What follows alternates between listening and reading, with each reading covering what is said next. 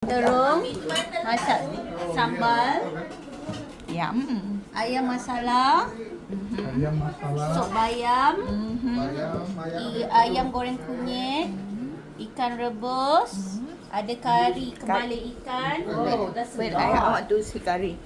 Curry. Curry.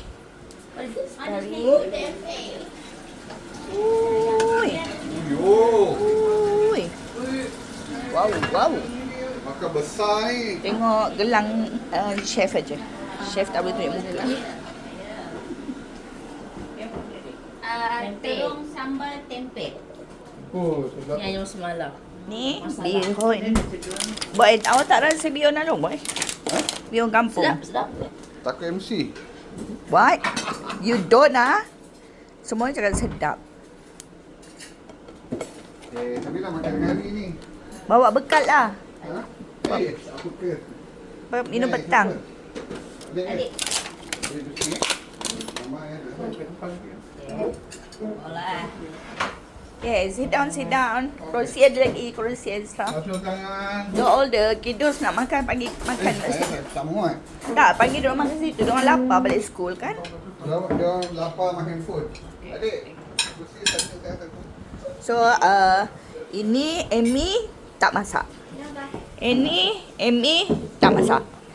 Ini Amy tak masak. Ini Amy Jam. Tak masak. tak masak. Ini Amy pun tak masak. Tapi semua uncle Jap. makan. Ini Mami. Tak masak. Ini Mami. Masih tak masak. Masih tak masak. Ini Mami. Saya ni paling sedap ni tak masak. Masak. Ni mesti Mami. Ni mesti Mami. Ni. Meriah. Tak masak juga. Tak masak. Oh. Toh, Tak ikan masak. yang paling simple tu pun tak Tak masak. masak. Mami. Ni yang yang Ni susah main, si main. Mami. Mami masak ke tak? Itu Tak main masak lauk juga. main lauk. Tak Main masak. lauk. Tak apa, Mami Mami masak ni tu Mami masak ni. tak apa, Mami basuh pinggan. Bihun. Main lauk. Mami tak masak tak apa, dia basuh pinggan. Mami memang basuh pinggan. Okey, so Mama. makan letak je lah, tak payah basuh. Oh, you memang always tak basuh pun. Dulu Mama selalu suruh basuh pinggan dalam sikit siapa dapat makan kan, Mak kan? Aboy dah pandai tak basuh, Mak. Dia letak je suruh Anis basuh, Mak. Kemat dia. Dia ingat bangang macam dia, Mak. Sorry. Ya. Kemat dia, Mak. Bangang macam ayah tau. Ya. Tempat tidur korang pun ayah yang lipat. Vegetarian. Mana?